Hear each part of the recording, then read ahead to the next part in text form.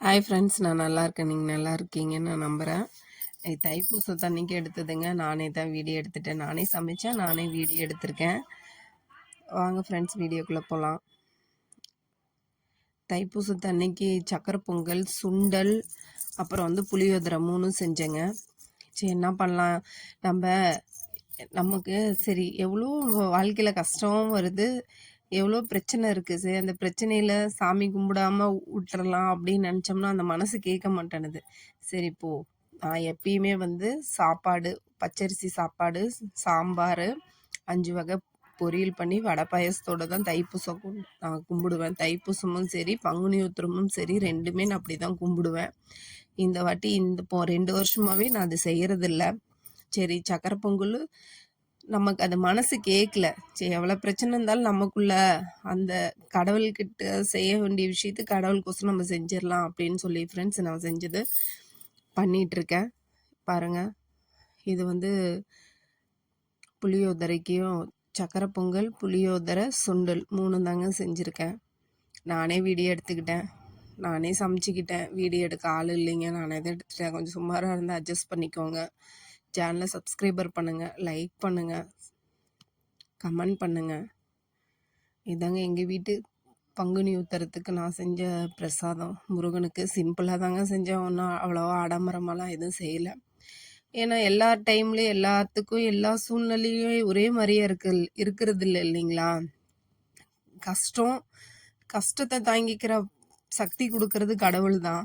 ஆனால் இருந்தாலும் இது செய்யலாமா வேண்டாமான்ட்டு ஒரு மனசு அலமுதுல. சரி, பண்ணிக்கலாம், எதாக இருந்தாலும் பார்த்துக்கலாம், கடவுள் இருக்காரு, அவருக்கு செய்கிற விஷயத்தில் நாம் எந்த ஒரு குறைபாடும் வச்சுக்க கூடாதுன்னுக்கோசரம் இதை செஞ்சுதான் ஃப்ரெண்ட்ஸ். நான் அன்னைக்கு எவ்வளோ மனசங்கடம் இருந்தாலும் நான் முருகனுக்கு சாமி கும்பிட்றது பண்ணிட்டேன். அதுக்கு முன்னாடி ஒரு வாரத்துக்கு முன்னாடி தான் பழனி போயிட்டு வந்தேன். சரியான கூட்டம் ஃப்ரெண்ட்ஸ். திருப்பதி மாதிரி ஆயிடுச்சு பழனி. எப்படின்னா பட்டி திருப்பதியில் பட்டி அடைச்சி விடுறாங்க இல்லைங்களா, அந்த மாதிரி பழனிலையும் பட்டியில் அடைச்சி தான் விடுறாங்க. அது கோயிலுக்கு போகிறதே நிம்மதிக்கோசரம் தான் போகிறோம். நமக்கு ஒரு கஷ்டத்துக்கு தான் கோயிலுக்கு போகிறோம். ஏண்டா போனோம் கோயிலுக்கு, ஏண்டா போனோன்ற மாதிரி ஃபீல் பண்ணுற அளவுக்கு இருக்குது கூட்டம் ஃப்ரெண்ட்ஸ். எங்கே போனாலும் கூட்டத்தை கண்ட்ரோலே பண்ண முடியல. அது இல்லாமல் நார்மலாக விட்டுட்டாவே அவங்க பாட்டுக்கு போவாங்க, அவங்க பாட்டுக்கு வந்துடுவாங்க கோயிலுக்கு.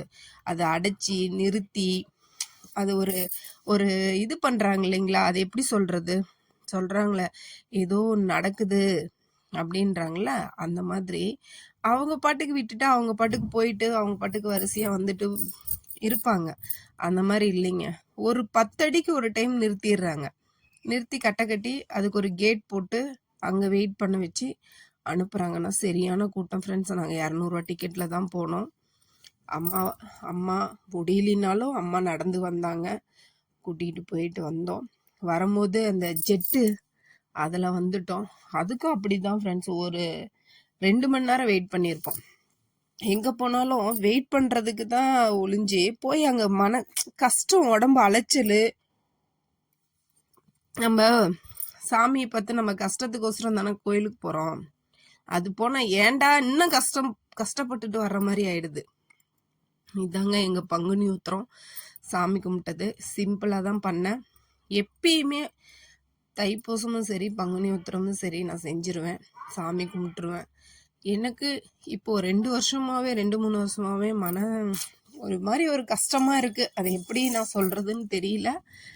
இருந்தாலும் அந்த கஷ்டத்துலேயும் என்னை கடவுள் கைவிடாமல் என்னை வச்சிருக்காரு.